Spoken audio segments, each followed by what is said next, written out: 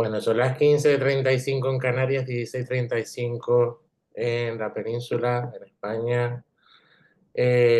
No sé qué hora es en México ni en nueve Guadalupe. treinta y cinco de la 9 mañana. de la mañana en México. No sé qué hora será en Guadalupe, Isabel. 11:35. 11:35, o sea que ya te tomaste el café. Y Costa Rica todavía no se nos conecta, pero seguro que se nos unen en breve, que sería nuestra última ponente. Bueno, como ya hemos esperado los 5 minutos de cortesía, esperemos que la gente se vaya conectando.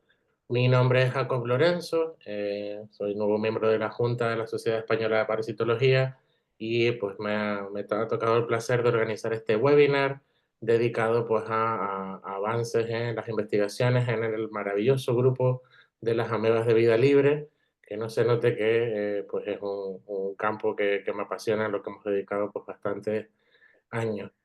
Se han seleccionado a 3 ponentes que amablemente pues han pues decidido estar con nosotros esta tarde o esta mañana para ellas, y son claros ejemplos pues de las investigaciones que se realizan en este campo de amebas de vida libre que les comentaba que son punteras. No podíamos empezar este webinar sin contar con la presencia de la doctora Maritza Omaña, para muchos de nosotros pues una gran maestra y maravillosa persona además en este campo, en el de las amebas de vida libre. Y vamos, la voy a presentar muy brevemente porque no hay palabras para describir el currículum de Maritza, pero vamos, ella es profesora de la Universidad Nacional Autónoma de México, lleva muchos años trabajando en el campo de las amebas de vida libre, especialmente en el género Acanthamaeba, sobre todo en los mecanismos pues, de patogenicidad de las mismas. Eh, Tiene numerosos premios, numerosas publicaciones, proyectos, doctorandos, una carrera investigadora y docente enorme, monumental.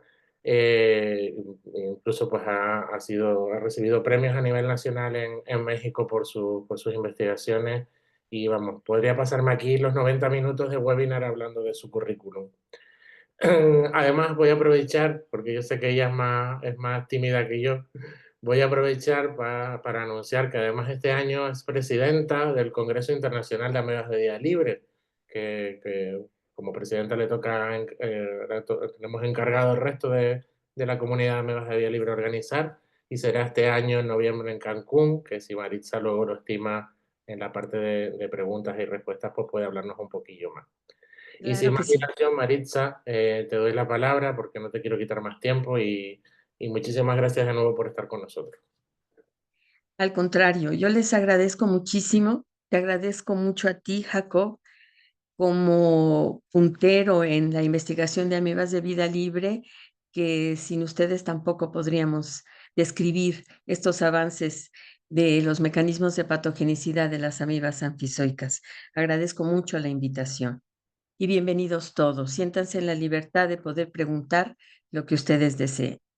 Para poder describir esos mecanismos de patogenicidad que llevan a cabo las amibas anfizoicas, es importante hacer mención de la importancia que tienen las amibas de vida libre en nuestra ecología, cuyo papel relevante es el control biológico de poblaciones bacterianas. Sin ellas, no tendríamos nosotros ese control de poblaciones bacterianas.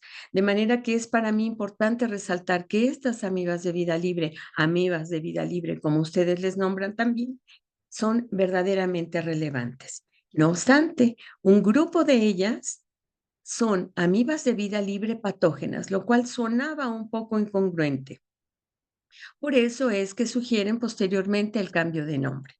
En ese grupo encontramos a la especie Naegleria fowleri, varias especies del género Acanthamoeba, Balamutia mandrilaris y Sapinia pedata, todas ellas como parte de ese grupo de amibas anfizoicas cuya característica es tener una doble vida, como organismos de vida libre o como patógenos.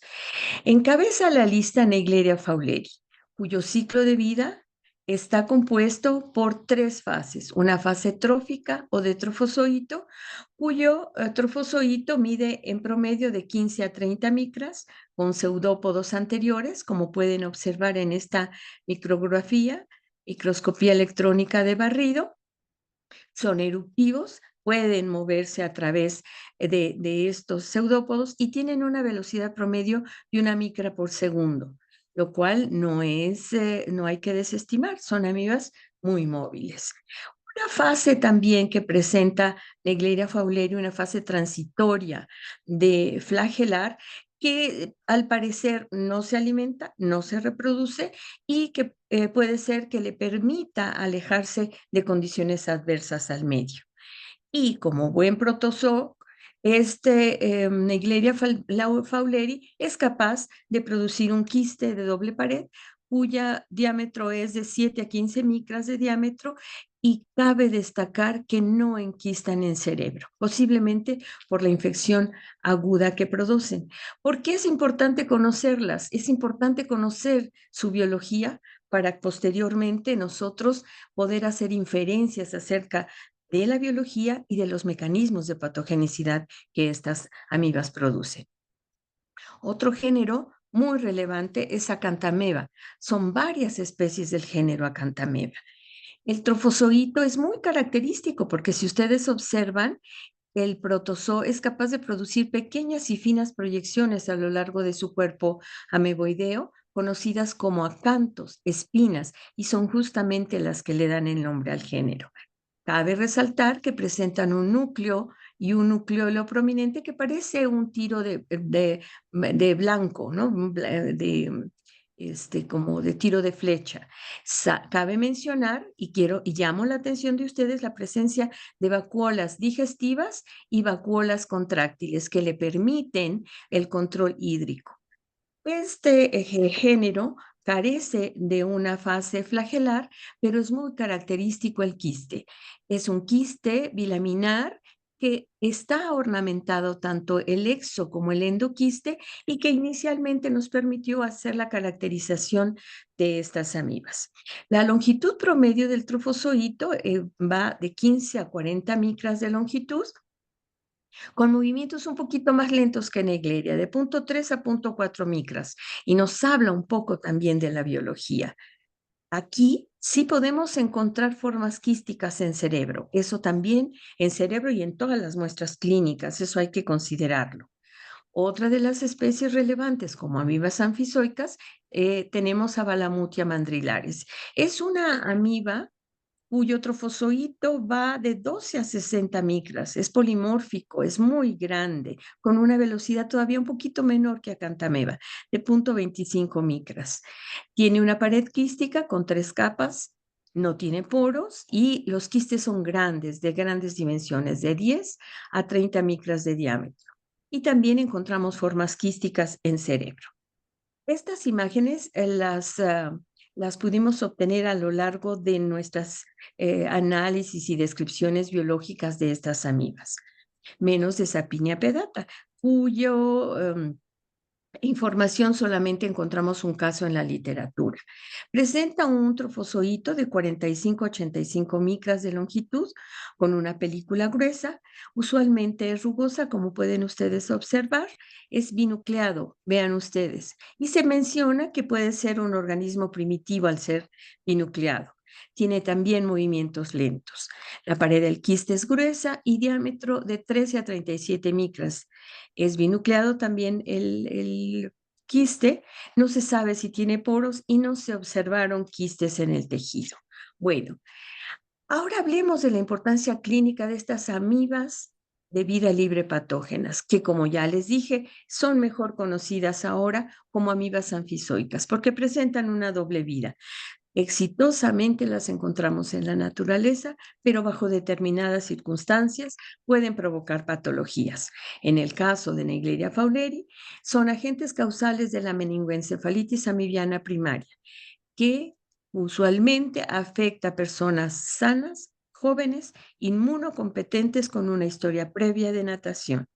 No así el género Acanthamoeba, en donde aproximadamente 7, 8 especies son agentes causales de la encefalitis amibiana granulomatosa, que se presenta por lo general tanto en personas sanas, pero la mayoría en personas inmunosuprimidas con enfermedades crónicas, así como en infecciones cutáneas. No así en la queratitis amibiana, cuyo antecedente importante es el uso de lentes de contacto blandos en su mayoría. Balamutia mandrilaris es también el agente causal de la encefalitis amibiana granulomatosa y también infecciones cutáneas, por lo general en pacientes inmunosuprimidos o con infecciones crónicas. Cabe mencionar que en estas 3 especies y el género Acanthameba, las infecciones por lo general, cuando afectan sistema nervioso central, encontramos una mortalidad mayor al 95%. Eso es importante. En el caso de Naegleria fowleri, encontramos infecciones agudas que en cuestión de días son capaces de causar la muerte en las personas afectadas. Y Acanthameba y Balamutia van a provocar infecciones, por lo general, crónicas con mayor duración que Naegleria fowleri. También mencionamos a Sapinia pedata porque fue aislada de un caso de encefalitis en 2001, pero la persona sobrevivió y solo se ha reportado un solo caso. No obstante, forma parte de este grupo de las amibas anfizoicas. No menos importante es mencionar que las bacterias y virus endosimbiontes juegan también un papel relevante en estas amibas, porque resulta ser que se han aislado bacterias y virus de importancia clínica en estas amibas, lo que las convierte en verdaderos caballos de Troya y con ello podríamos pensar que las infecciones son capaces de exacerbarse. Aquí vemos trofozoitos de Acanthameba, como hay una cantidad importante de bacterias, incluso en los quistes, y lo podemos ver en todas las imágenes. Igual en el panel A y B que encontramos aquí a la derecha. En el caso particular de la queratitis amibiana y de las infecciones que causa Acanthameba, bueno, vemos que en pacientes inmunosuprimidos, como ya había dicho, provocan dermatitis, neumonitis, encefalitis, prostatitis, vaginitis y se cree o se creía, y ahora lo hemos podido afirmar, que se podían dispersar por vía hematógena. En pacientes inmunocompetentes en su contra, encontramos que provocan la queratitis amibiana, que esta sería una infección directa en la córnea. Encontramos que en cualquier época del año, tanto quistes como trofozoitos los podemos encontrar en el medio ambiente. Y esto hace que nosotros podamos encontrar a este grupo de amebas de manera cotidiana, muy frecuentemente. Podrían considerarse como los protozoos más abundantes en la naturaleza. Y entonces esto llama la atención de este grupo de amebas porque potencialmente estamos en contacto con ellas en cualquier ambiente. Muy bien. En lo que se refiere al tema de los mecanismos de patogenicidad, habiendo dado un panorama muy general de lo que son las amibas anfizoicas, bueno, primero nos dimos a la tarea de describir los mecanismos de patogenicidad específicamente en la queratitis amibiana. Miren, antes de que nosotros comenzáramos a publicar, se decía que estas amibas, bueno, se unían a la superficie del epitelio. Aquí está representado el epitelio corneal. En una lámina posterior les voy a dar con más detalle cómo es la córnea. Y se hablaba que entonces con solo tocar el epitelio corneal, las amibas eran capaces de provocar un verdadero caos, ¿no? Como si fueran verdaderas bombas, ¿no? Y hablaban, aquí tenemos el epitelio, la membrana basal, la membrana de Bowman, que solamente está en los primates, y la membrana de Descemet. Y entonces hablaban de que provocaba una destrucción el trofozoito enorme Eso es lo que se pensaba, eso es lo que se decía. Y también se afirmaba que solamente epitelios que habían sido previamente dañados, a esos, este tipo de amibas eran capaces de invadir. Bueno, nosotros nos dimos a la tarea de montar modelos experimentales de queratitis amibiana en un modelo ex vivo utilizando al hámster dorado de Siria, Mesocricetus auratus, para describir los eventos tempranos. Hago énfasis en eso, los eventos tempranos que se dan durante la invasión de esta amiba. Y lo pudimos validar en córnea humana, lo cual fue muy importante. Les recuerdo a ustedes que la córnea es la parte más expuesta del ojo y en este recuadro me permito mostrar ahora aquí lo que nosotros obtuvimos en un corte semifino en donde mostramos la córnea. Miren, está conformada de células epiteliales, las más superficiales, células que le llaman células aladas porque pareciera que tienen alas, estas células que se encuentran en la parte central y en la parte basal, justamente las células basales. Como les estoy mostrando una córnea de hámster, Mesocricetus auratus, carecen de membrana de Bowman, pero sí de una membrana basal que subyace en el estroma. Esta imagen es justamente la córnea en un corte semifino teñido con azul de toluidina que nosotros obtuvimos la manera de poder obtener estas interacciones con las amibas. Miren, y a través de estas imágenes de microscopía electrónica de barrido, puedo mostrar que en este modelo ex vivo de queratitis amibiana, miren ustedes, si recuerdan la morfología que les mostré, no sé si logran ver estos acantópodos, cómo están adheridos ¿a dónde? A la superficie del epitelio corneal. ¿Lo ven?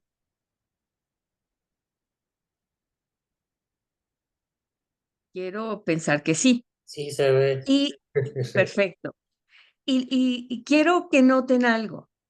Antes de nuestras descripciones se decía que el epitelio debía ser un epitelio dañado. Y estoy mostrando en un epitelio intacto cómo el contacto de estos trofozoitos con la córnea es capaz, como se ve en el panel B, miren ustedes, se adhieren y migran entre las uniones de una célula epitelial y otra en un tejido intacto. Nosotros suponemos que esto se debe por efecto mecánico y o enzimático. ¿Y cómo? Esta en el panel B lo tenemos en la primera media hora. A la hora, vean ustedes cómo las amibas, este es el epitelio corneal, cómo las amibas comenzaron a penetrar esas capas iniciales, las capas superficiales de la córnea y comienzan, como vemos aquí en D, a provocar levantamiento del epitelio corneal. Y eso ya está induciendo una desestabilización y, como vemos en E, una pérdida de la arquitectura del epitelio corneal, en donde numerosos trofozoitos están dentro de esta superficie corneal. Y vemos cómo aquí encima están las células del epitelio y prácticamente la arquitectura se ha perdido.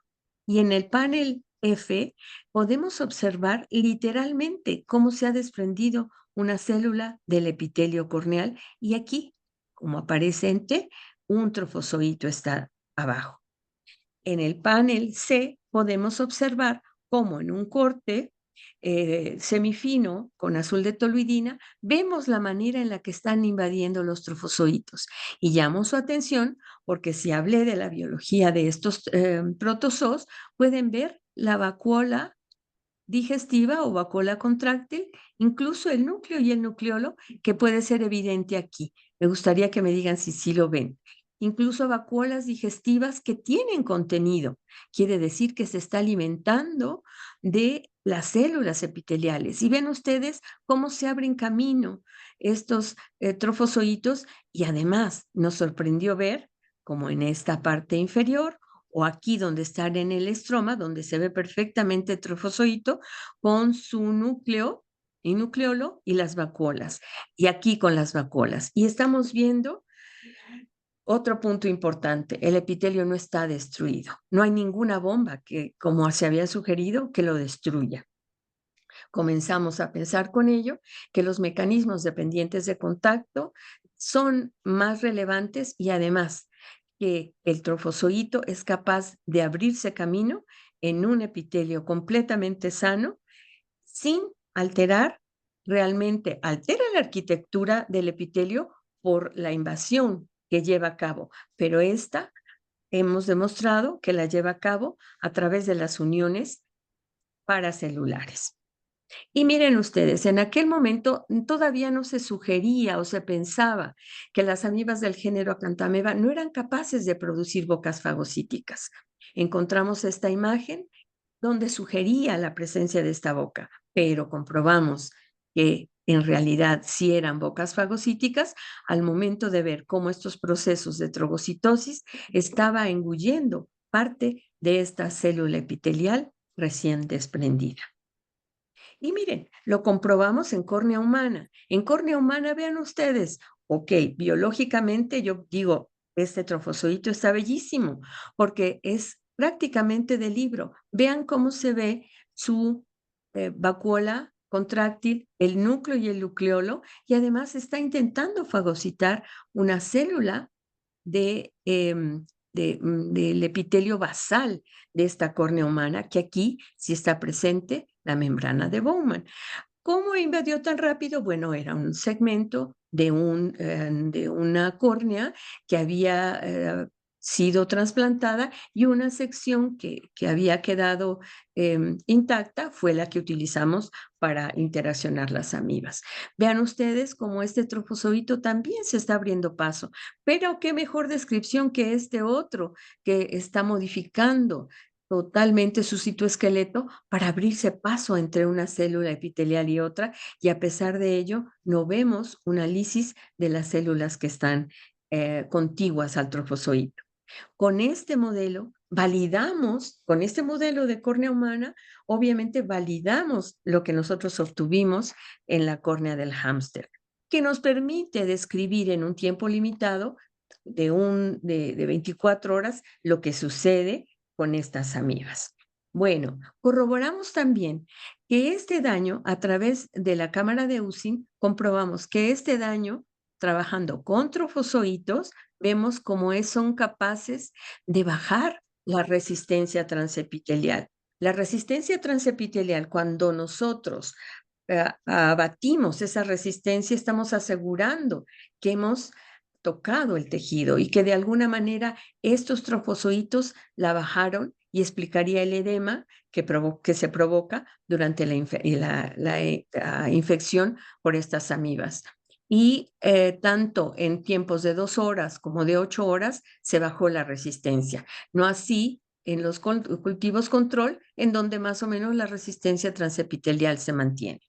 No solo interaccionamos trofozoitos, sino también el medio condicionado, es decir, el medio en el cual fueron cultivados estos trofozoitos y vemos cómo también descienden esta resistencia, aunque es mucho menor que la que ejercen los trofozoitos, lo que nos sugiere todavía más que los mecanismos dependientes de contacto son más relevantes que aquellos independientes de contacto. No los elimino del todo, son importantes, pero creo que más relevantes aquellos que son dependientes de contacto. Estos mecanismos de patogenicidad también los observamos con células MDSK, células de riñón de perro, en donde pudimos demostrar en monocapas, vean ustedes los trofozoitos, en estas micrografías de microscopía electrónica de transmisión, cómo el trofozoito se adhiere perfectamente a la superficie de la monocapa. Pero también vimos un fenómeno muy importante. Vean ustedes cómo este trofozoito hace los rearreglos al citoesqueleto. ¿Para qué? Para fagocitar, para trogocitar. Además, vean ustedes cómo introduce su lobópodo pequeño y llega casi hasta el núcleo y de esa manera puede provocar daño. Corroboramos también en D, si me están siguiendo, como este trofozoito, vean ustedes, está trogocitando literalmente fracciones de esta célula MDSK. Espero que sí lo sigan. Si tienen dudas, me dicen. Y qué mejor corroborar aquí en este panel E, en donde vemos cómo hay vacuolas digestivas que precisamente tienen el contenido de estas células MDSK recién fagocitadas o recién trogocitadas. Vean ustedes, una de mis imágenes favoritas, la muestro aquí en este panel, en donde vean, esta es una célula epitelial y esta otra, aquí hay otra célula epitelial, y cómo logramos ver con un solo acantópodo cómo, en efecto, estas amibas, por efecto posiblemente mecánico o enzimático, son capaces de incidir en estas uniones estrechas, romperlas y poder penetrar, lo cual para nosotros fue algo maravilloso poder observarlo. Pero miren ustedes en las células MSK como numerosos trofozoitos, y ustedes los van a observar, ¿por qué? Por estos acantópodos que vemos sobre su superficie y cómo están fagocitando fracciones de las células MSK. Y por supuesto, miren aquí, cómo realmente está, como si fueran un par de manitas que están engullendo a esta célula MDSK. Y por supuesto que rompen con ello la estabilidad del epitelio, pero no como una bomba, como se pensaba. Vean ustedes cómo corroboramos la presencia de estas bocas fagocíticas y sin duda están succionando a una célula MDSK que ya perdió literalmente su morfología. Y vemos aquí a los trofozoitos y vean ustedes la presencia de esas, las espinas, los acantópodos, que son característicos de estas especies. Para eso nos sirve conocer su biología. Y bueno, el doctor Arturo, con el que tuve el privilegio de trabajar, el doctor González Robles, hizo esta lámina en donde muestra las diferentes maneras en las cuales trofozoitos del género Acanthameba son capaces de producir estas bocas. Miren, o una boca grande en el panel A, o como en el panel B, literalmente la morfología la modifican para poder hacer como pequeños ductos o bocas suctoras, como lo vemos aquí, por ejemplo. Vean en D esta boca fagocítica o esta enorme manera de poder engullir una célula epitelial en una córnea de hámster, produciendo este tubo enorme. O aquí fagocitando eritrocitos, o como le vemos en G, incluso también son caníbales, porque este trofozoito es capaz de engullir a un quiste y como lo pudimos comprobar en H. Pero fíjense también, produce estos pequeños tubos diminutos en cuanto a longitud, pero creo que muy eficientes para llevar a cabo sus actividades de fagocitosis. Bueno, esto lo que le mostré es el modelo de queratitis amibiana. Bien, posteriormente implementamos un modelo in vivo de encefalitis amibiana granulomatosa en ratones Balcé y sanos.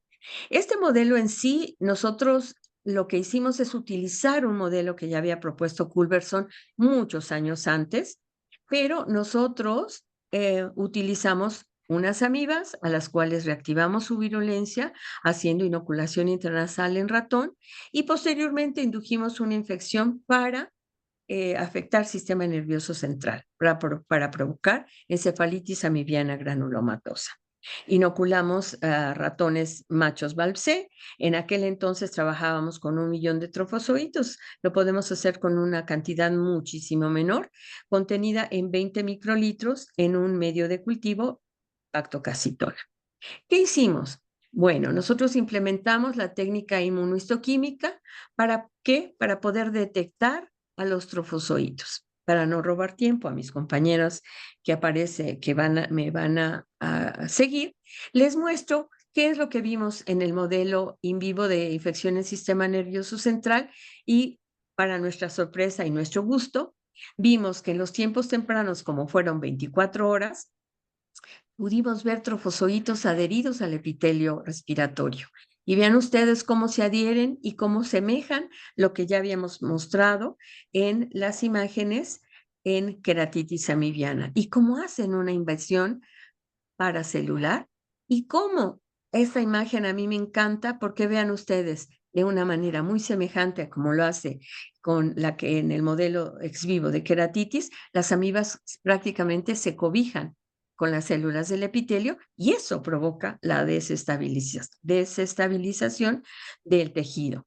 Vemos también formas quísticas, lo que corrobora, como ya habíamos visto, se pueden ver formas quísticas en la infección por acantameba.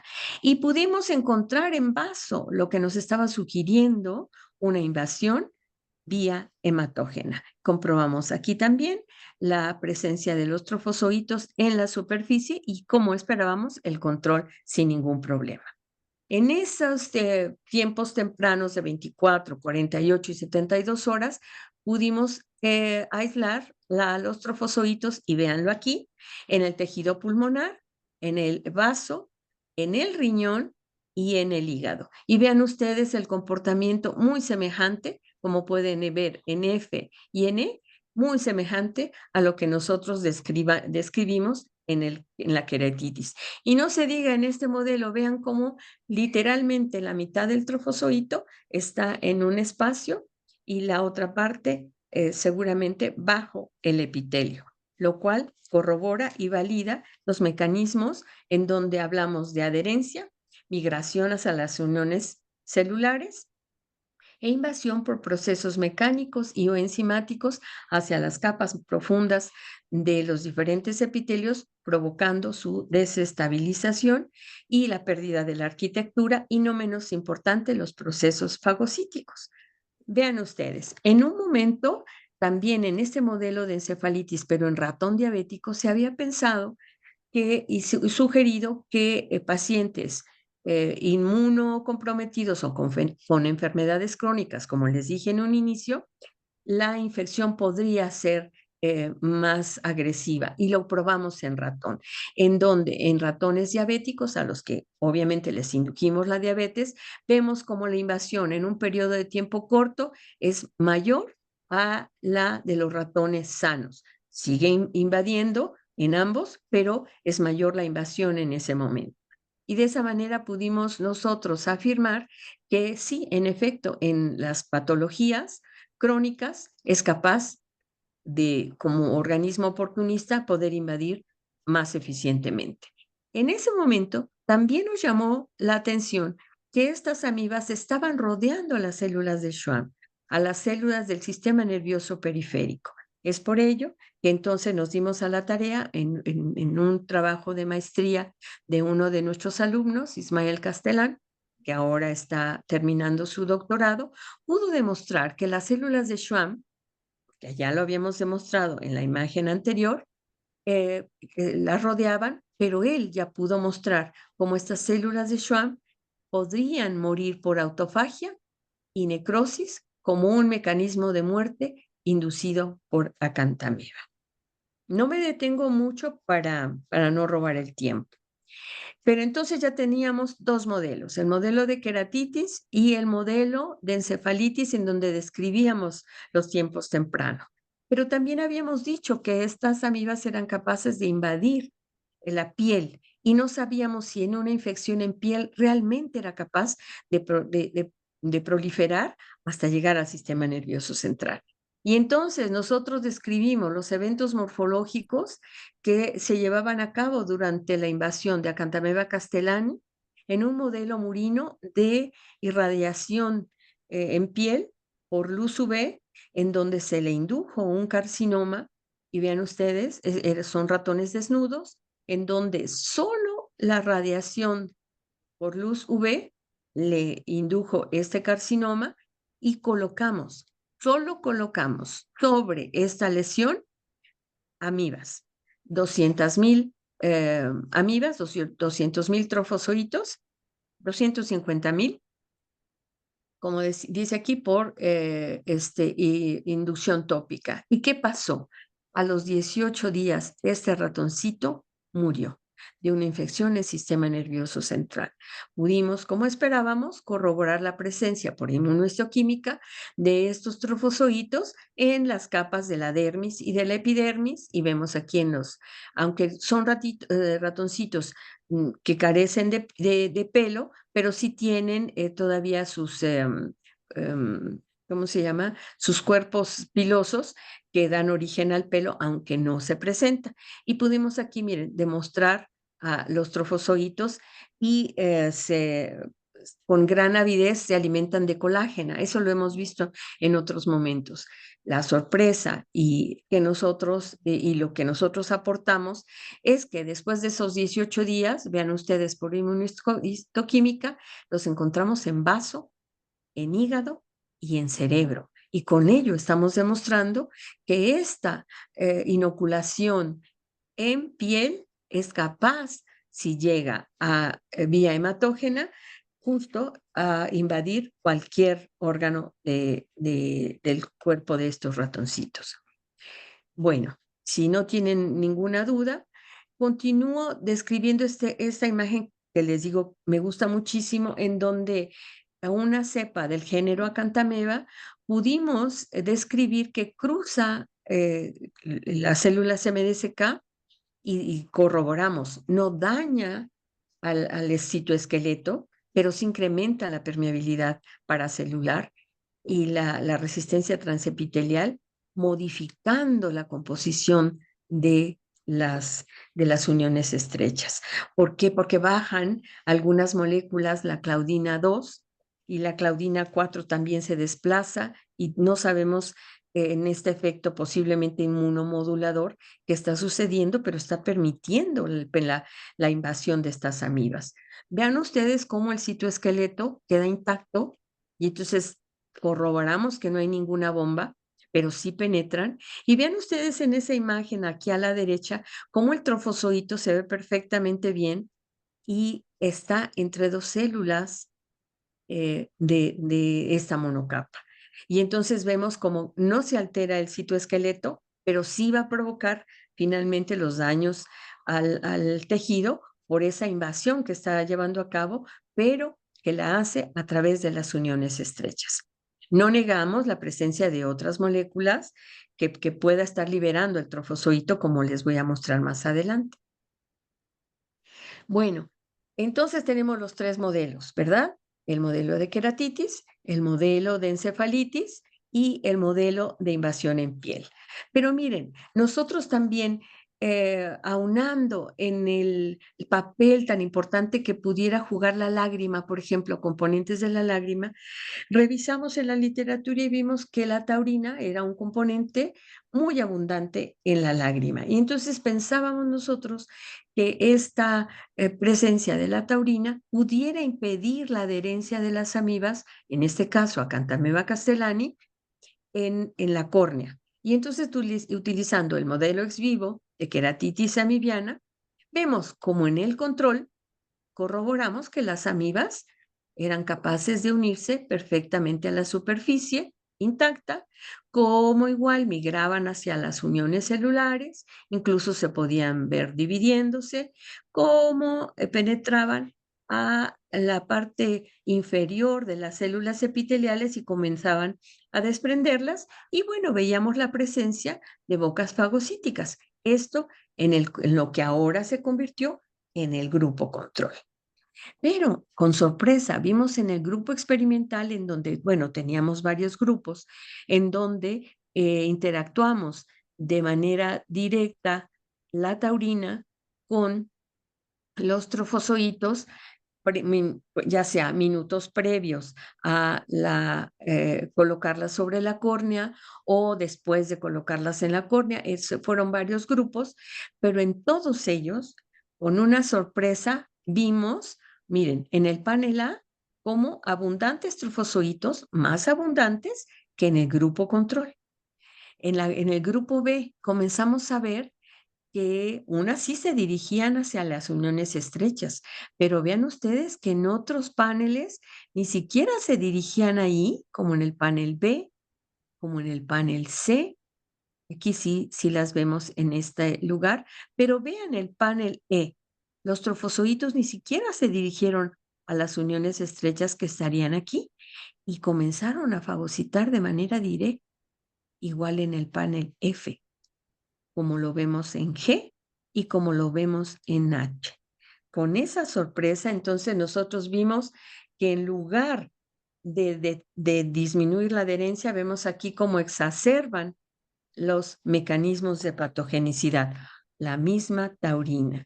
Y corroboramos cómo con la presencia de taurina en los diferentes grupos experimentales, la adherencia, en lugar de disminuir, se exacerbó con respecto al grupo control.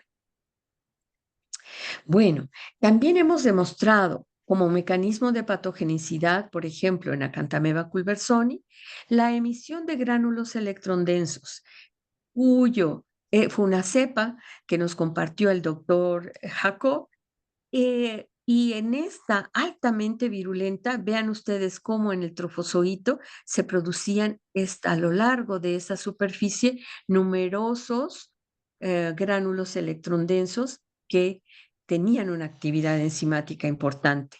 Lo curioso es que esta cepa tenía una alta virulencia, pero se perdía muy rápido. Habría que hacer estudios para corroborar esto, ¿verdad? Y bueno, además, ahora hemos incursionado, y lo está haciendo Ismael Castelán, en donde está estudiando, ya vimos la importancia de los mecanismos dependientes de contacto, y ahora él está demostrando la importante participación de las vesículas extracelulares secretadas en Acanthameba pulversoni, pero también en Escherichia fowleri, como un mecanismo auxiliar o un mecanismo también que suma a los procesos de invasión. Y en este caso ha demostrado la presencia de vesículas extracelulares y el papel que éstas puedan jugar en los procesos de invasión. Ha demostrado la manera en la cual se producen y ha demostrado también cómo estas vesículas extracelulares pueden inducir procesos de muerte en células MDSK y está incursionando en células del sistema nervioso central. Y demuestra esta participación de estas vesículas como parte ahora de los mecanismos independientes de contacto, con lo cual tratamos de cubrir tanto mecanismos dependientes como independientes de contacto. Bueno, finalmente, estos trabajos no se podrían llevar a cabo si no fuera con el apoyo coordinado de diferentes instituciones cuya emblema no significaría nada sino detrás de las personas, perdón, sino detrás de estas logos, de estas instituciones, no demostramos la presencia de personas como el doctor Jacob Lorenzo Morales, cuyo apoyo está siempre con nosotros. Ay, siempre me pasa que es que no sé por qué en la presentación se omite una presentación, una imagen en donde aparecen los trabajos que estamos realizando con la Universidad de La Laguna, en donde todo este proceso está encaminado a buscar estrategias farmacológicas que permitan tratar de una manera oportuna. No sé por qué se come mi presentación esta diapositiva, pero bueno, se las comento, en donde a lo largo de diferentes estancias con la Universidad de La Laguna, y en concordancia con el Sinvestav, con el Hospital para Evitar la Ceguera en México que nos provee de las cepas en estudio y nosotros estamos incursionando en la búsqueda de esas estrategias farmacológicas y esa descripción de estos mecanismos de patogenicidad, además de tener una relevancia biológica per se, pues bueno, su propósito es ese, buscar alternativas que permitan frenar la invasión o evitar la invasión o minimizar esa invasión de la cual hemos hecho referencia. Bueno, no me queda más que agradecer nuevamente a ustedes su asistencia y estoy dispuesta a escuchar y a responder las preguntas que sean necesarias. Una disculpa y no me fijé en el tiempo, si vamos bien. Te ganaste la sopita, como dirías tú. Gracias. Muchas gracias, Maritza, por una presentación maravillosa, como siempre. He puesto en el chat, porque ellos no pueden usar el micrófono, si tienen alguna pregunta. Veo que todavía están tímidos y tímidas. No sé si alguien tiene alguna pregunta y la quiere escribir, si no, pues al final de las tres ponencias, como vamos un poquito mal de tiempo porque Maritza se ha comido más tiempo del necesario, Ay, perdóneme, perdóneme. Ujú. pues al final de las ponencias tendremos una ronda de preguntas a ver si alguien necesita algo. Tú estás perdonada como siempre porque es siempre un placer escucharte. Gracias. Dejo de compartir y gracias a ustedes. Bueno, nuestra siguiente ponente es Isabel Marcelino, del Instituto Pasteur de Guadalupe. Isabel habla español perfectamente, portugués, francés e inglés, pero ella se siente mucho más cómoda hablando en inglés, entonces su presentación va a ser en inglés. Bueno, Isabel es otra pues, de los grandes científicas que tenemos en el mundo de las amebas de vida libre. Es verdad que ella empezó más en el mundo de vacunas y de patogénesis microbiana y luego pues abandonó Portugal y llegó hasta Guadalupe, al Instituto Pasteur de Guadalupe en el año 2016 y el gusanito de las amebas de vida libre la tocó y pues ahora es la líder de un laboratorio de amebas de vida libre en este instituto y pues se han convertido además en uno de los laboratorios punteros en la parte de estudios medioambientales de amebas de vida libre. De nuevo, tiene un currículum extenso, muchísimos proyectos de colaboración, muchísimos doctorandos, investigaciones de todo tipo de las que verán pues hoy una parte y bueno, como siempre a mí no me gusta consumir el tiempo. Isabel, muchísimas gracias porque entiendes y hablas español perfectamente. No, Muchísimas gracias por pero estar que con no diga, nosotros. pero que no digas eso porque la gente ha de pensar que es verdad. Yo lo hablo portuñol. Bueno, pero Buenos días, buenas tardes para todos. Jaco, muchas gracias por la invitación. Es un placer para mí presentar las actividades de mi equipo. Podría intentar hacer en portuñol, pero que vais a quedar una mezcla entre English y portuñol, y entonces que voy a quedar con English, porque va a ser mucho más simple, si no me va a quedar el doble del tiempo. So today I'm going to present to you the results we obtained regarding the impact of the seasonality in water in the communities of bacteria and culturable free-living amoeba in the drinking water systems in Guadeloupe. So this was the work of a PhD student called Yuri Vagantaraman. He finished his thesis last December, and we had the participation also of Isor, which is a bioinformatician specialized in metabarcoding. I will explain that to you afterwards. Aurélie Delumeau, that is also now a PhD student. She's done a master's degrees with me, and now she's doing a PhD. And Nina Alouche, she's a bioinformatician specialized in Naegleria fowleri genomics. And this is some of the samples, the pictures during the sampling. So I have something here. I'm going to try to okay. Do you see the screen with your picture on the right side? Because I don't know how to remove this. But anyway, okay, I'm going to. Okay. How can I remove this? Oh, no. Oh, good. Okay, sorry about that.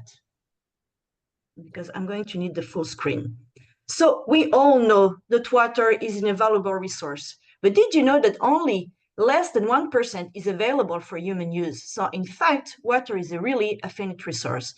And as you can see from the pictures, water is crucial. We could not live without drinking water. Well, we could drink beer or rum or whatever, but drinking water is much better, I can assure you. So water is crucial for health and support ecosystem that provide us food and other vital services. Okay. Okay. But we know that unfortunately in nature, all water contain impurities, chemicals, minerals, it can be good, of course, plastics, organic matter, and microorganisms. And like Louis Pasteur would say, we drink 90% of our illnesses. And actually, according to the World Health Organization, there are some primary agents of infections, waterborne outbreaks like bacteria that you can see here. Some of them you are probably familiar with, viruses, and also protozoa. Well, now you are very familiar with Naegleria fowleri.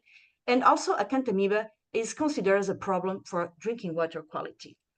So Naegleria fowleri and Acanthamoeba, as Maritza has nicely presented us, are free-living amoeba, which means they are unicellular eukaryotes. And as you've seen from our presentation, they cause rare diseases with a significant impact.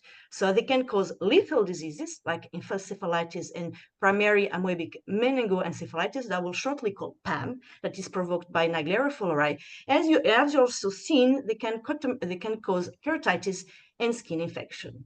What we know so far is there are rising cases of PAM globally.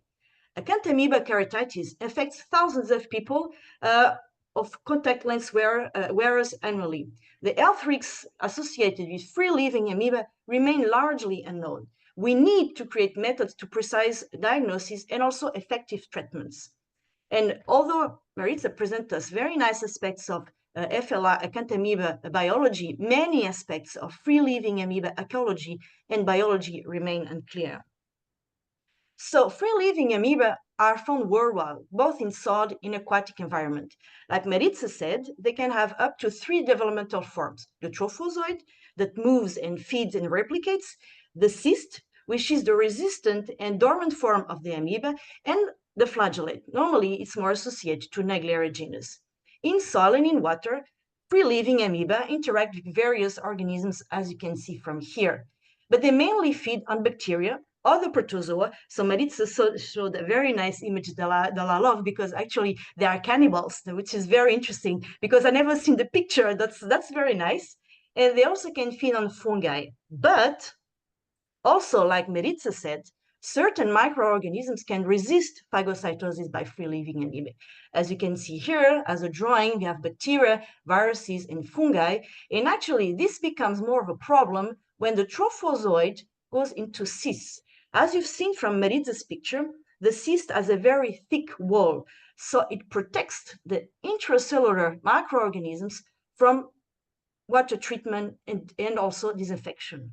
So the problem also, and more specifically regarding bacteria, the amoeba-resistant bacteria can multiply within free-living amoeba and then later be released into the environment. So as you will see, this can be also a problem. So free-living amoeba can have a direct impact on the human and animal health, but also an indirect impact. As you've seen, they can harbor microorganisms that are pathogenic to man.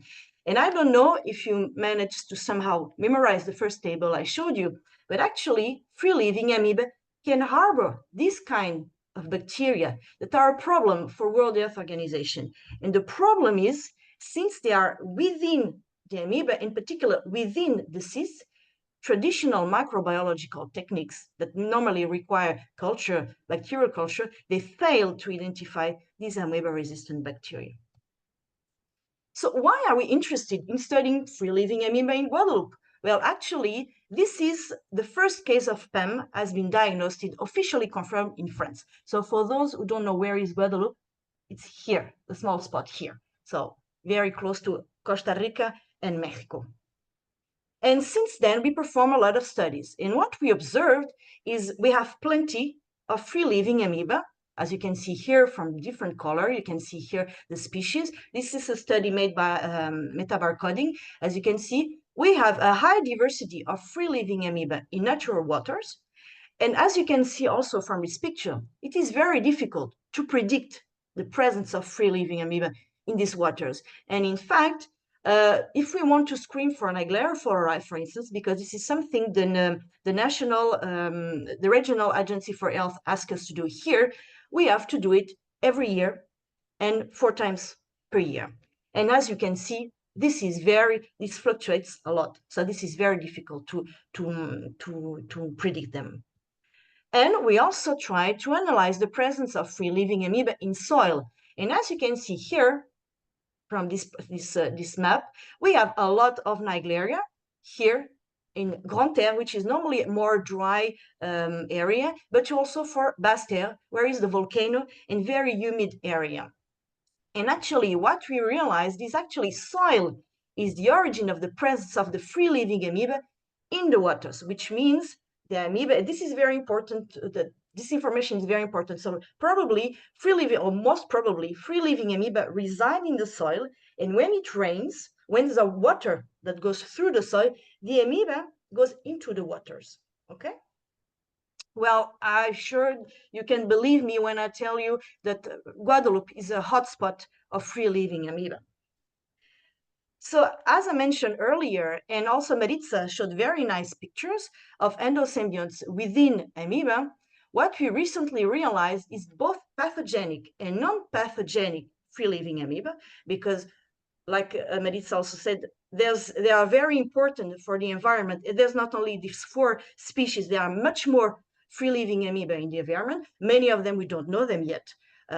So when were isolated from treated and untreated waters, we realized that they naturally harbor amoeba-resistant bacteria in their cysts. And like I was telling you earlier, you know, the cysts are very thick wall, so they protect the bacteria from the disinfection procedure. And here you can see a Acanthamoeba with a lot of bacteria. This is not done in vitro. This is very natural. We didn't do anything. They naturally harbor this kind of bacteria. And for the first time, we proved that Naegleria fowleri from the environment also bear this kind of bacteria. So let's look at the whole picture. We have a free-living amoeba in the soil. We know that it goes through the soil to the water, and we have plenty of free-living amoeba in waters, in natural waters. And the question was, well, do we find them in the water that we drink? That's why we decided to set up a project with Agence Régionale de Santé, so Regional Health Agency, here from Guadeloupe, et Office de l'Eau. I mean, this is an entity that controls the quality of the law. They sponsor us to do this kind of analysis throughout the entire island. So this is a very small island, okay? So we can do that. It took a couple of months, but still we can screen and sample throughout the entire island. What we did, we collected samples, water samples from raw waters, also from water treatment, and also tap water. From here, we wanted to analyze the water microbiome. We wanted to see which bacteria, freely living bacteria and free-living amoeba were present in the water. And then we wanted to know also which bacteria were inside the amoeba. So to screen untreated water, so raw waters, we collected rivers and groundwaters. We collected 13 sites. From treated water, in particular, this part of water treatment and storage. So the water was treated and then stored, and then we collected the sample. We did 15 sites. And for tap water, we collected 70 sites throughout the island. This was done in 2 months each time. We had 2 campaigns, and we analyzed this quality of the water during rainy and dry seasons. Because as I was telling you earlier, normally the amoeba are within the soil, and when it rains, when the water coming, they go to the rivers.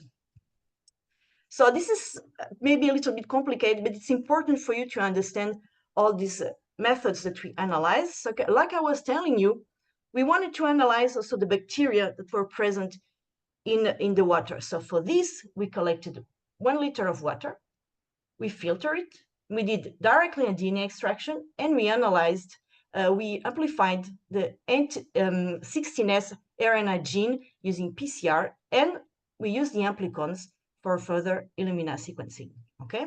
So these amplicons here that are produced, they are produced by using primers that are specific for further Illumina amplification sequencing.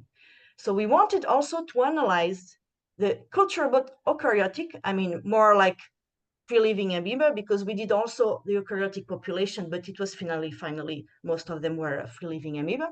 So to analyze the culturable eukaryotic community and associated bacteria, I mean, bacteria within the amoeba, what we did, so we filter 3 times 1 liter. Here is the filter with hopefully some amoeba. We culture them because it was important for us to know if the amoeba were alive. And we know from previous experience that if you don't grow your amoeba, well, actually, you won't see many things. And most of the amoeba that will come out will be Vermamoeba vermiformis. So this filter you put in culture, you put at 3 different temperatures, 30, 37, and 44. During 1 week, we screen every day, I mean, URI screened every day the cultures, and all the cultures that were positive, we use them for DNA extraction, and then we did 2 different PCRs, one for 18S, which is for eukaryotics, and 16S, which is used to screen bacteria within the amoeba. So from these 3 different types of samples were sent to Paris for Illumina sequencing, and Isor and Nina did a lot of bioinformatics analysis. It's important to do quality control, and then we have the data analysis and results visualization. So don't be scared with the table. This is just to show you the results from macroscopic examination. And this shows you basically all the samples that we have. So just by looking at the colors. So this is here, the rivers. Here, all of these are treated samples. And as you can see, right in front, right the first time, is that river are more rich in free-living amoeba than treated water. Well, that's a good thing, I would say. And the number of positive samples decreases during the water treatment, but still we have some of them in the tap water. Tap water is here. So this is not a good thing. And what is very interesting, well, I suspect it would be like that, but it's good to see numbers. The positive samples is higher during rainy season. Rainy season is the one here in blue compared to dry season. It's very interesting to see that amoeba, we didn't get any positive samples from free-living amoeba cultured at 44 degrees. So this indicates probably that we don't have Naegleria fowleri. So from these preliminary results, it seems that the treatment of water and the seasonality, so dry, rainy season, seem to have an impact in the presence of free-living amoeba in the water. So now let's quantify this. So what you can see here from the left graphic is, so you will see here, I hope you see it well, because in my screen I see it well. I try to zoom it a lot, that's why it's so big. But you see here, you have lots of names. Oh, where is the mouse? Okay, so here you have the different free-living amoeba that we could find the samples. And here, what you can see, this is raw, so river and groundwater. Storage, these two are treated water, okay? So you can see that the free-living amoeba diversity is, let's say, similar across sample. What does it mean? Is the colors, as you can see, the colors are very similar. Each color corresponds to a different amoeba. So the diversity is similar. Still, you can see, this is abundance, you can see that the quantities vary. As you can see here, Vermamoeba vermiformis is very abundant in tap water. So normally this free-living amoeba is considered as not really pathogenic, but it has been related with some cases, and we know clinical cases, and we know that they can harbor a lot of pathogens, okay? Oops, I'm sorry, because I'm trying to move this up. Okay, what you can see here, and that's not a very good thing to observe. What you can see here is you can see Naegleria fowleri here in treated waters. Oh, sorry. I'm sorry because it seems like it moved. Okay, sorry about that.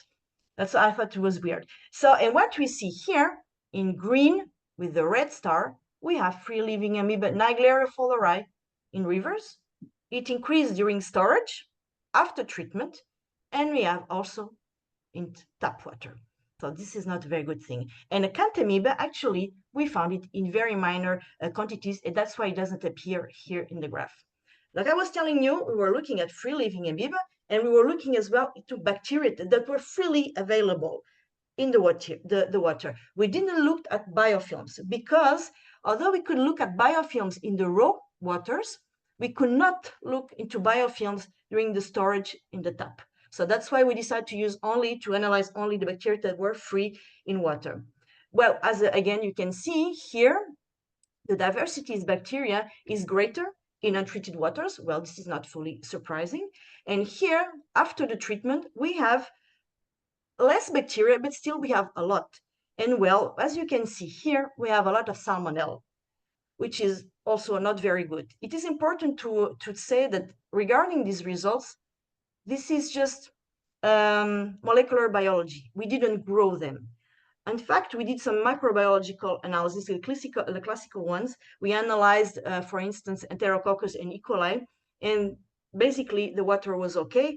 But here we have a lot of DNA corresponding to salmonella. We don't know if the salmonella are alive or not, but anyway, this is not a good thing. Here we also find other bacteria genera such as Enterobacter, Klebsiella, etc.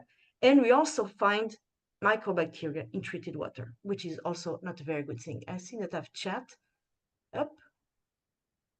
Okay. Yes, So this is, sorry? Yes, a question for later, don't worry. Okay. I thought something was going wrong with the presentation. So we can see that indeed there is some effect on the treatment, but still we still have a lot of amoeba and a lot of bacteria after treatment. Okay. Oh God, it doesn't move. Voila. So I mentioned earlier, and you saw from the first table, that dry or rainy season may have also an impact in the presence of free-living amoeba. Here, this is the results for the dry season. This is the rainy season. And again, we have the reverse after treatment and storage, and also in tap water. What do we see? Well, again, Vermamoeba vermiformis is very predominant in free-living, is the most predominant free-living amoeba. Here, this is very interesting. We were very surprised with these results. Look at all this amount of Naegleria lovaniensis. It is not pathogenic, but still, this is huge here that you can see here. And again, Naegleria fowleri was very present here. And this is curious because this was during dry season. So the question is, why? Biologically, why we will have all these things? If I mentioned earlier that in fact, well, the amoeba are in the soil, and when it rains, it goes into the water. Well, for Naegleria fowleri, that's strange. This must be another explanation. And again, we had acanthamoeba in rivers and also in tap water. During rainy season, again, Vermamoeba vermiformis, look at all this amount that we have in tap water. Okay, so this is the water that we drink. So this is not a very nice thing too. And we can see here, this is very interesting, that in rainy season, actually Naegleria fowleri is in rivers, and acanthamoeba are present in rivers and also in tap water. Again, we looked at the bacteria, and as you can see, again, the populations are very similar. Which is striking is really during rainy season, we have a huge diversity of bacteria. Again, probably it's normal because they go through the soil and go into the water. So what we see is, again, we have Salmonella, Enterobacter, Klebsiella, etc., and we have the presence of Mycobacterium here in treated. Here it's treated as well. And in rainy season, like I was telling you, there's a greater diversity of bacterial genera in rivers. So the question is, well, can we somehow correlate the presence of a specific bacterial general to the presence of this pathogenic free-living amoeba, like especially acanthamoeba and Naegleria fowleri? So this is a heat map that I know it's very difficult to read, but the preliminary analysis indicate that Naegleria fowleri is found mostly when there is Salmonella, Klebsiella, and Enterobacteriaceae in water. On the other hand, acanthamoeba is mostly found in waters where there are Pseudomonas, Stenotrophomonas, and Acinetobacter. So the question is, can we use these bacteria as bioindicators? Because as you know, it's easier to grow normally, it's easier to grow bacteria than a free-living amoeba. So, like I was telling you at the beginning, we were interested in looking at the bacteria within the amoeba. So here we wanted to split for different systems that we collected. So here in all of them, we include river, tap water, treated and untreated water. So this is the overall picture. And as you can see here, well, the free-living amoeba diversity is very diverse according to the different distribution networks, okay? And here, when you look at the bacteria that are free in the water, this is not exactly the same picture as here. Here we have different populations, and here, well, basically, we have always the same bacteria and kind of with the same abundance. But this is what I love the most. Here are the bacteria inside the amoeba. Look at all this diversity. There is no doubt that the bacterial communities in free-living amoeba differ significantly from those found in water. This is in the amoeba, and this is in the water. So the amoeba-resistant bacteria show a lot of variability, but with Pseudomonas and Stenotrophomonas being the most prevalent. And free bacteria exhibit a similar diversity across the different networks, with again Salmonella and Enterobacter and Klebsiella being the most common. So what did we get? We had a lot more results, but I didn't think it was very opportune to give even more metabolic coding analysis. But what we got from this project is free-living amoeba, such as Acanthamoeba, Naegleria, Fowleri in particular, and Vermamoeba vermiformis, are found in all water systems in Guadeloupe, regardless of the season and treatment. Free-living amoeba and free bacteria are more diverse during the rainy season, and water treatment seem to have an impact to reduce microbial diversity. Free-living amoeba carry harmful bacteria that, while protected in the seas, can resist water treatment. So the presence of free-living amoeba and the amoeba-resistant bacteria pose a really health risks to Guadeloupe's drinking water supply. And this is a problem because none of them are regulated. So what should we do next? Well, actually, when we discussed with the entities that asked us also to do these studies, well, it would be important to regularly monitor the free-living amoeba and associated bacteria in these drinking water systems to enhance microbiological safety and reduce health risks. Because actually, this study was based also on previous observations. So sometimes the regional health agency noticed that the bacteriological analyses were negative, for instance, for E. coli, but still people from certain area had diarrhea. So the bacteria must come from somewhere. So probably they come from free-living amoeba. Not that the free-living amoeba can be pathogen, but it carries pathogenic bacteria. So maybe it would be interesting to collaborate with hospitals to connect the amoeba findings, what we find in the water, with clinical cases such as keratitis. This is not done here in Guadeloupe. And of course, it would be fabulous to continue studying the factors that influence the amoeba presence, so biotic and abiotic factors, and also explore the interaction between free-living amoeba and the intracellular bacteria in order to more understand how these bacterial dynamics happen. So I've ended my presentation, and I briefly present you the team earlier. So here is Nina, that worked in all the Naegleria fowleri and other parameters that I didn't present here, but she worked a lot on the physical, chemical parameters and the impact of the presence of free-living amoeba. Virginie, that does the control of Naegleria fowleri every year for the Regional Health Agency. Aurélie, that has started a PhD and is interested in studying the interactions between free-living amoeba and bacteria. Yuri, that has finished his thesis and is already working. He has a job at the Regional Health Agency, so that's very good for the quality control of, how do you say, tap water. And Isor, that is our bioinformatician, and she did a lot of the work regarding metabolic coding. And of course, all of this is possible with also other participants, namely from Institut Pasteur and from Université des Antilles, including Professor Olivier Gros, and also with the financial support of all these organisms that you have seen below. And my presentation is over. I don't know if I went too much in the time. It was okay, don't worry. Okay. Thank you very much, Isabel, for a great presentation. Again, you're showing a part of the research in free-living amoeba, which is very interesting. For sure, we will have some questions later on. You already have a question there in the chat, but because we're short of time, let's have the last presentation, and then we'll go through this round, this session of questions at the end. Okay. So our last speaker is Lisette Retana Moreira. Lisette, ¿estás por ahí? Que estoy hablando en inglés. Hola, hola, sí, por aquí estamos. Buenos días en Costa Rica, buenas tardes aquí en el otro lado del mundo. Exacto. Muchísimas gracias de nuevo por estar con nosotros esta tarde. Bueno, Lisette es profesora de parasitología en la Universidad de Costa Rica y junto con la doctora Elizabeth Abrams, pues lideran un laboratorio de nuevo dedicado a las amebas de vida libre. Y Lisette nos va a hablar pues sobre las vesículas extracelulares en este campo. De nuevo, un grupo que bueno, pues emergió hace algunos años y que cada vez pues han visto potenciado su financiación y su producción científica y académica vamos, de manera descomunal, y pues se están convirtiendo, aunque ellas no lo acepten, de nuevo en un grupo puntero en el campo de las amegas de vida libre.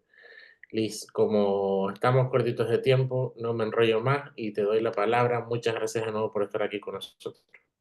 Listo. Bueno, buenos días y buenas tardes a todos y todas. Es un placer para mí estar por acá presentando un poquito de lo que hacemos nosotros aquí en el laboratorio, en el Departamento de Parasitología en la Universidad de Costa Rica. Y bueno, después de esas ponencias tan buenas, ¿verdad?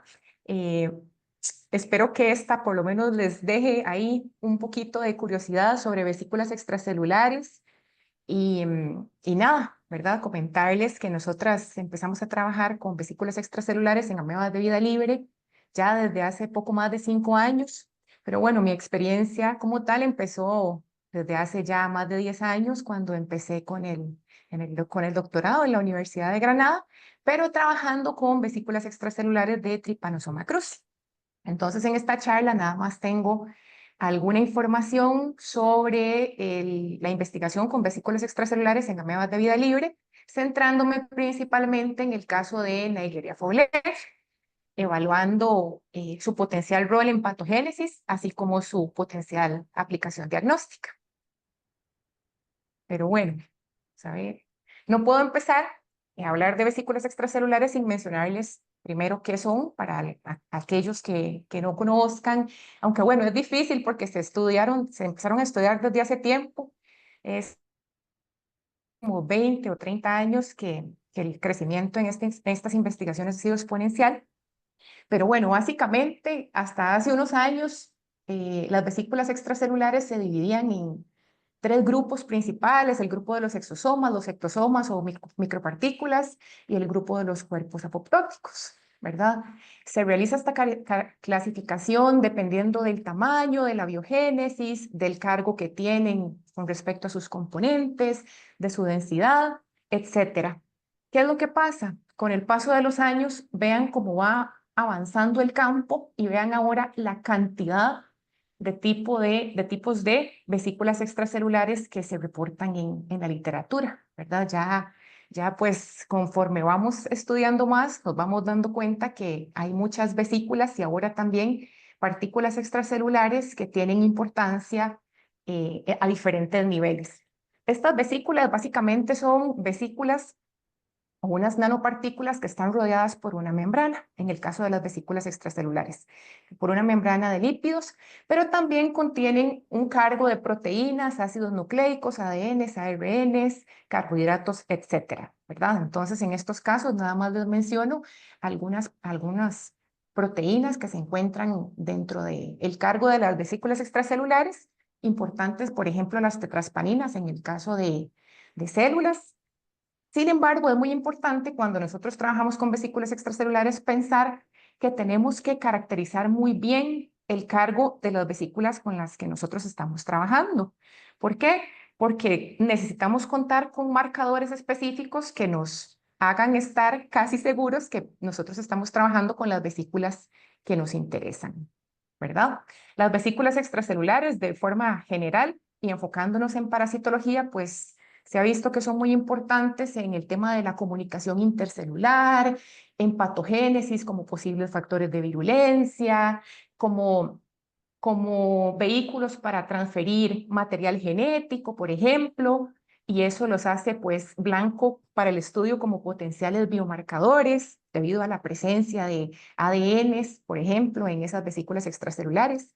Un campo muy interesante también es el de transportadores de fármacos. Se utilizan como vehículos para el transporte de fármacos, que ya sea que se carguen pues dentro de esa vesícula, o en algunos casos pues las vesículas tienen algunos componentes que van a servir pues para diferentes tipos de terapia, ¿verdad? Entonces nada más para que tengan en contexto pues para qué se ha visto que funcionan las vesículas extracelulares. En el caso de protozoarios, que es pues nuestra área de especialidad, Hay descritas pues caracterizaciones y aplicaciones o funcionalidad de vesículas extracelulares, de parásitos intracelulares. Hay mucha información sobre Trypanosoma cruzi, sobre exovesículas de Leishmania, Toxoplasma gondii, etcétera. Pero también pues también hay información de la secreción de vesículas extracelulares por aquellos protozoarios que son considerados extracelulares, ¿verdad? Entonces ya hablamos, por ejemplo, de Entamoeba histolítica, de Giardia intestinalis, de Trichomonas vaginalis, y en el caso, pues, de las amebas de vida libre, comentarles que es a partir del año 2019 donde se describe la secreción de vesículas extracelulares por Acanthamaeba, y hasta 2022 que se describe la secreción de vesículas extracelulares con una caracterización completa realizada por nuestro laboratorio en el caso de Naegleria fowleri. Entonces, en el caso, nada más para recordarles, ¿verdad? Pero creo que esto ya está muy claro. Es muy importante seguir la investigación en amebas de vida libre, de las infecciones con amebas de vida libre, recordando que las amebas de vida libre son organismos ubícuos, que son anfizoicos, son agentes que producen daño principalmente a nivel del sistema nervioso central, pero ya hemos visto que producen también, participan en otros cuadros y que tienen una letalidad muy alta, por lo que el diagnóstico temprano es fundamental. Sin embargo, entre más investigamos, pues más preguntas vamos generando con respecto a patogénesis. Hay poca información relacionada con factores de virulencia. También es importante incentivar la investigación con el fin de identificar blancos terapéuticos, y todo esto con el fin de poder proponer el desarrollo de nuevas metodologías diagnósticas que permitan ese diagnóstico rápido, preciso y oportuno de estas infecciones que en muchos casos son, pues, son letales, ¿verdad? Y tienen una tasa de mortalidad tan alta. Mencionarles nada más que en el campo del estudio de las vesículas extracelulares, una sociedad, la Sociedad Internacional para el Estudio de Vesículas Extracelulares, que es la que pone los lineamientos, ¿verdad?, relacionadas con caracterización, ensayos funcionales, aplicaciones, etcétera. Y entonces es esta sociedad la que pauta, por así decirlo, los requisitos mínimos que se deberían cumplir a la hora de trabajar y de publicar con vesículas extracelulares. Entonces, los trabajos que nosotros vamos a presentar ahora, pues, se han realizado cumpliendo con esos requisitos mínimos para el estudio y la investigación con vesículas extracelulares. Como les mencioné, pues, el centro de la investigación es Naegleria fowleri. En el año 2022, nosotros logramos realizar la caracterización de las vesículas extracelulares de Naegleria fowleri. Importante también mencionarles que no existe un único protocolo para hacer el aislamiento, la purificación de vesículas extracelulares. Eso es un gran, pues, problema en el campo, ¿verdad? Porque hay muchas cosas que faltan definirse. Sin embargo, con un protocolo de centrifugación diferencial, filtración, ultracentrifugación, pues nosotros encontramos que los trofosoditos de Naegleria fowleri son capaces de producir vesículas extracelulares de diferentes tamaños. Aquí les pongo una fotografía de microscopía electrónica de transmisión para que ustedes vean los diferentes tamaños, la forma de copita que se describe en el caso de las vesículas extracelulares, y vean que son vesículas que bajo la metodología que nosotros empleamos tienen un tamaño que ronda entre los 44 y los 208 nanómetros. Importante mencionarles que además de las técnicas microscópicas, pues se recomiendan otros tipos de metodologías para hacer determinaciones de tamaño y dar datos que sean realmente complementarios. Entonces nosotros también trabajamos con análisis de rastreo de nanopartículas y análisis de dispersión de luz dinámica, teniendo resultados, pues, digamos que similares, aunque no son comparables, puesto que las metodologías no son de la misma naturaleza, pero que con tamaños que rondan entre los 216 nanómetros, 227, etcétera. Por microscopía electrónica de barrido, también confirmamos la secreción de vesículas extracelulares por los trofosoditos de Naegleria fowleri. Importante mencionarles en este momento que en el caso nuestro trabajamos con 2 aislamientos clínicos autóctonos de la ameba, ¿verdad? Y esto, pues, es muy importante porque generalmente se trabaja con cepas ATCC Y bueno, a raíz de 2 casos que fueron diagnosticados en Costa Rica en 2020, pues contamos con este material que es de altísimo valor en investigación y pues nos ha permitido trabajar en la investigación con Naegleria fowleri, incluida la parte de las exovesículas, ¿verdad? Entonces aquí nada más para que vean las fotografías de los trofozoitos liberando, secretando las vesículas extracelulares, eso mediante microscopía electrónica de barrido. Y aquí también tenemos la fotografía, pero mediante microscopía de fuerza atómica. Como les digo, siempre es recomendable utilizar varias metodologías para hacer una caracterización lo más completa posible. Perfiles de proteínas, ¿verdad? Identificamos aquellas proteínas que están presentes en las vesículas extracelulares de Naegleria fowleri. También confirmamos que algunas de esas proteínas son reconocidas por anticuerpos policlonales anti-Naegleria fowleri. Y bueno, en el caso de los proteomas vimos que la fracción de exovesículas que nosotros analizamos tenían un total de 184 proteínas. Muchas de esas proteínas sin caracterizar, pero bueno, en el caso de Naegleria fowleri es bastante común encontrarnos con esos datos. Hay muchas proteínas que faltan por caracterizar, pero nos llamó muchísimo la atención la presencia de ROGTPasas, fowlerpaína, deshidrogenasas, proteasas, ¿verdad? Y si recordamos, la presencia de proteasas en la secreción, ¿verdad? Es muy importante en la patogénesis de las infecciones con Naegleria fowleri. Más allá de esa caracterización, nosotros decidimos evaluar el rol de las vesículas extracelulares en la modulación de la respuesta inmune, utilizando para ello modelos in vitro. Entonces, en este caso, trabajamos con cultivos primarios de microglía de ratón, así como con una línea celular de microglía, la línea BV2, que ya está establecida para ser mantenida en el laboratorio.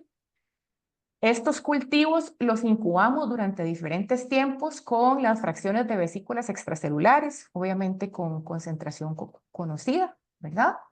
Las dejamos durante diferentes tiempos y después realizamos análisis de expresión de genes que codifican para diferentes interleuquinas y nos encontramos resultados bastante interesantes, principalmente en el caso del cultivo primario de células de microglía.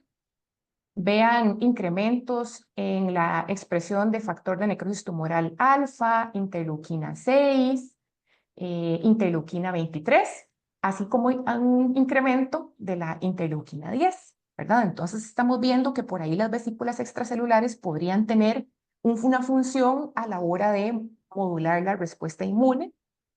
Por supuesto que hacen falta más experimentos para confirmar pues, estos resultados y también incluso saber qué sucede a nivel in vivo. En el caso del cultivo de células BV2, encontramos una expresión aumentada de la interleuquina 13 y una expresión disminuida de la interleuquina 18. Y bueno, esto es importante, pues siempre tomarlo en cuenta y mencionarlo. Utilizamos 2 modelos diferentes y las condiciones van a variar, pues dependiendo del modelo que estemos utilizando. Vamos a ver.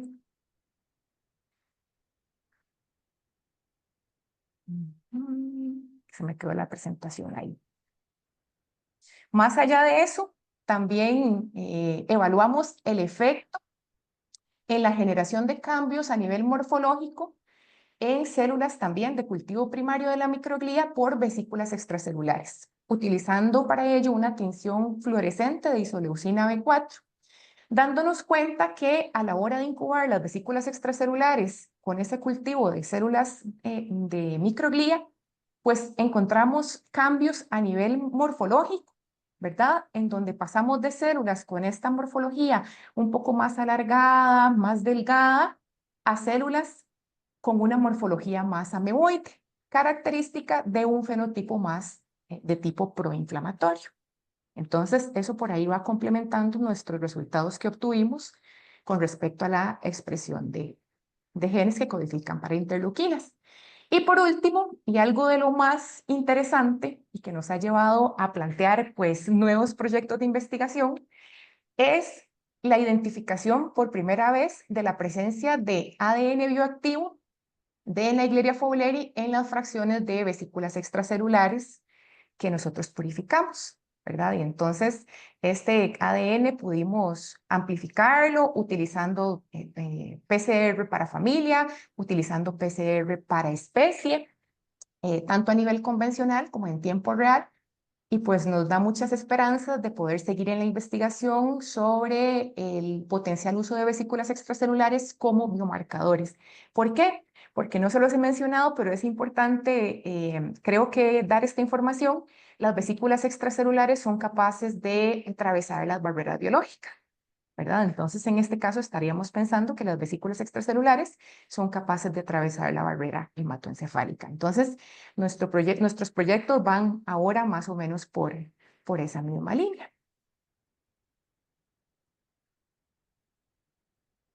Nada más para ir finalizando, comentarles que, de nuevo, hasta 2022 no se sabía nada sobre la producción, la secreción de vesículas extracelulares por Naegleria fowleri.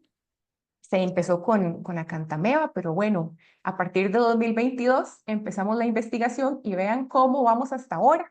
Estos son pues los artículos científicos que están relacionados con el tema de secreción de vesículas extracelulares por Naegleria fowleri, caracterizaciones, posible funcionalidad de las vesículas extracelulares, etcétera.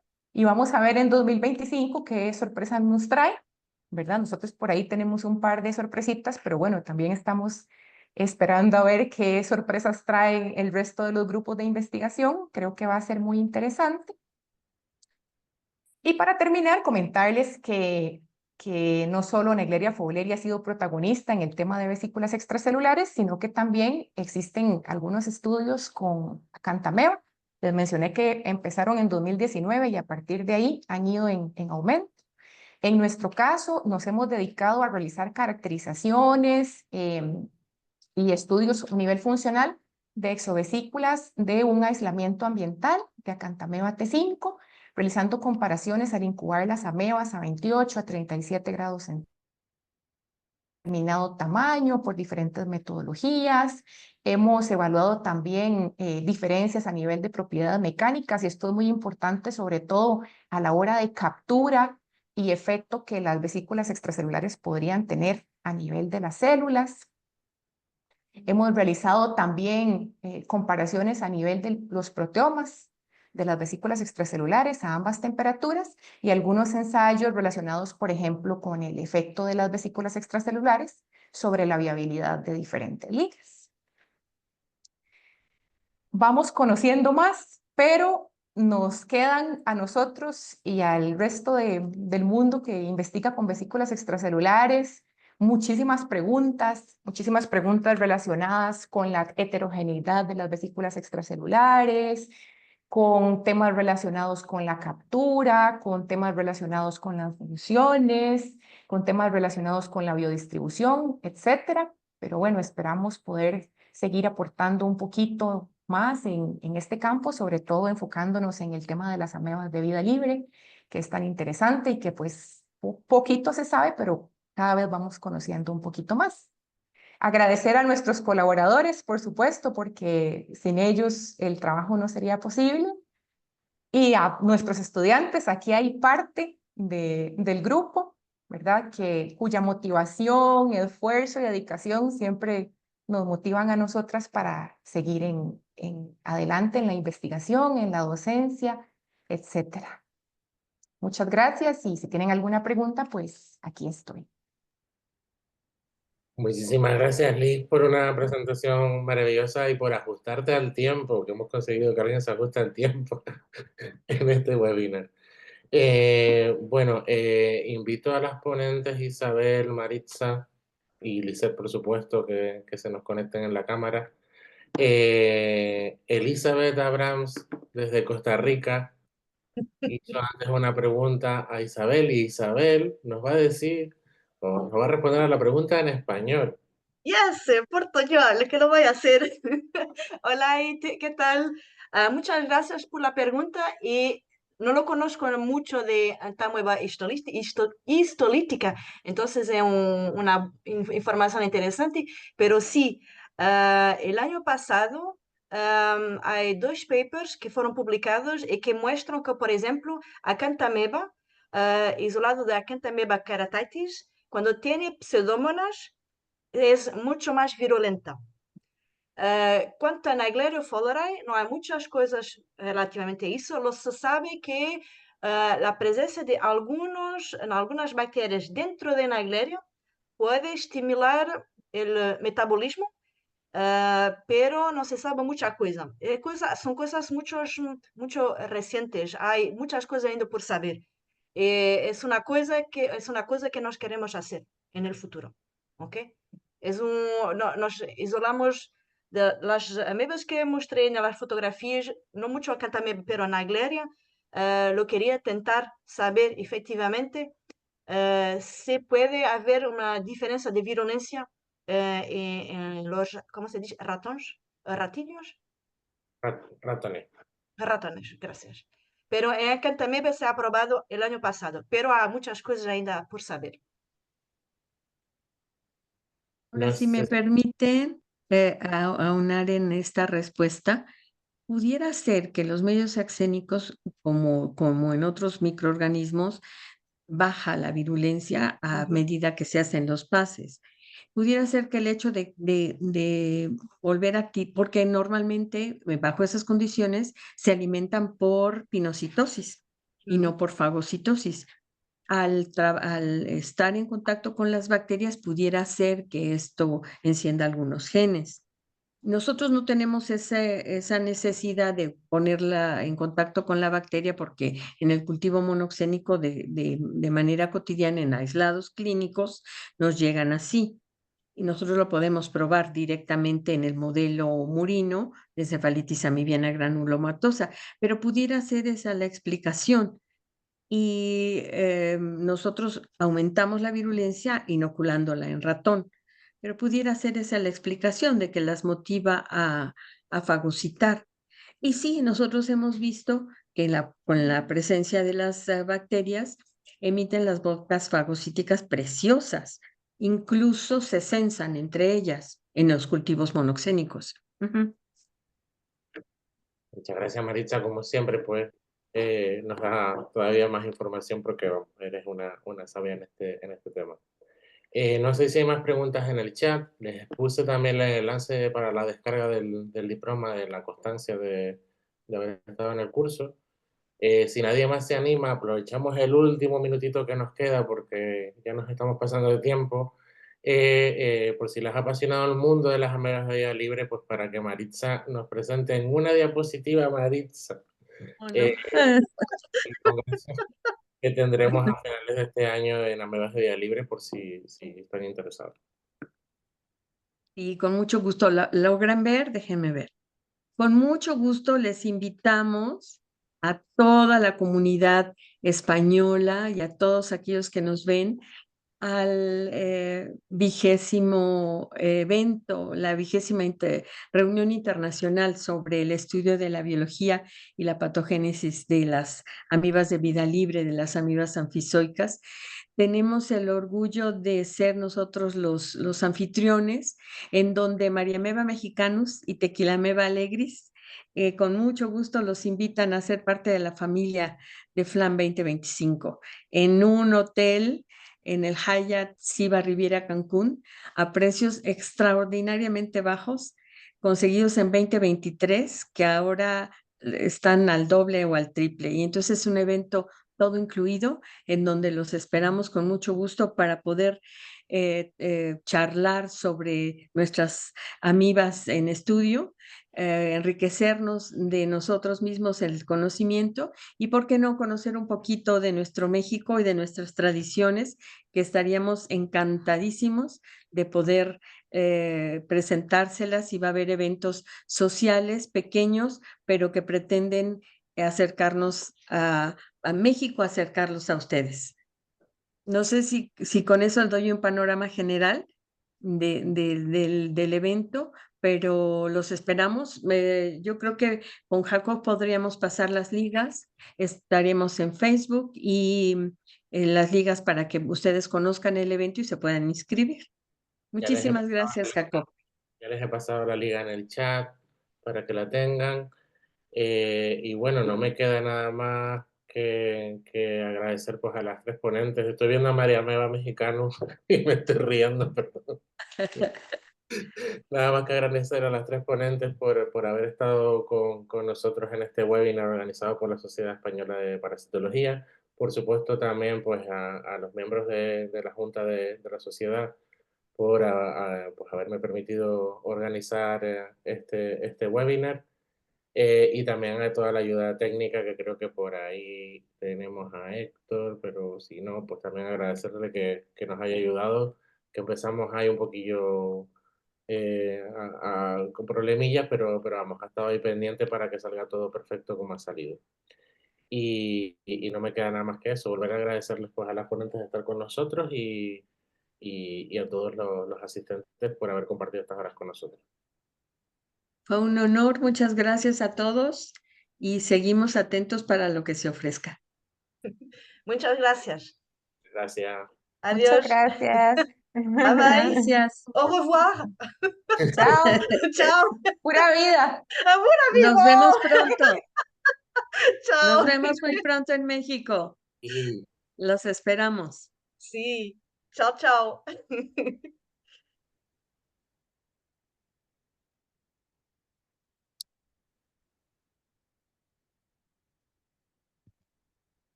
Yo lo copié. ¿No? ¿A mí?